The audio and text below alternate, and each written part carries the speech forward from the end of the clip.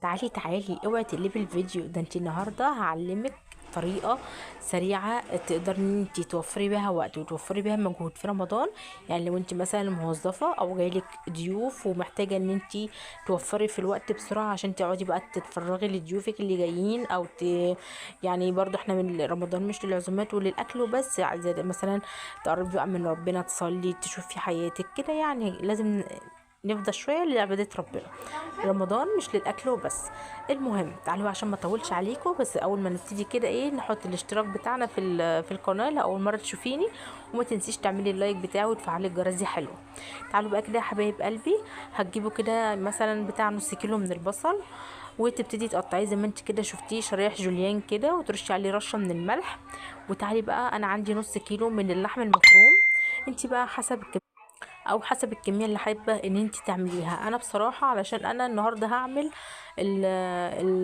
اللحمه المعصجه دي هعملها للمكرونه بشاميل، ولكن انا بقولك بس على الطريقه هتعمليها ازاي. لكن انت بقى ممكن ان انت تعملي الكميه اللي انت حابه تعمليها، وبعد ما بتستوي بتسيبيها بقى تبرد تماما، وبتشيلي بقى في الاكياس كل كيس مثلا على الكميه اللي انت محتاجاها للطبخه اللي هتعمليها. تمام، صلوا بينا على النبي، اللهم صل وسلم وبارك عليك يا حبيبي يا رسول الله. انا كده حطيت اللحمه على البصل، وحطيت عليها معلقه فلفل اسود صغيره ومعلقه ملح، وكمان ورق لوري وحبهان وجوز الطيب.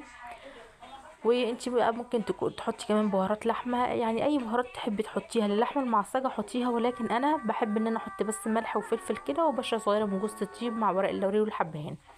وهنزل كمان بطماطمايه صغيره متقطعه صغير، وكمان فلفلايه متقطعه برضو صغير كده. لو حابه تحطي فلفل سبايسي حار يعني حطي براحتك، لكن انا ماليش في الشطه فمش بحط بصراحه حاجه حراقه.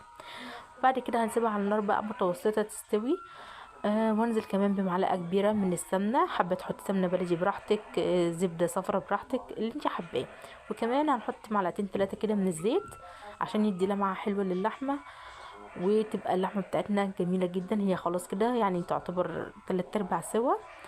اول ما بتبرد بقى بعد ما بتستوي بنبتدي نعبيها في الاكياس ونشيلها في الفريزر، وكل سنه وانتم طيبين.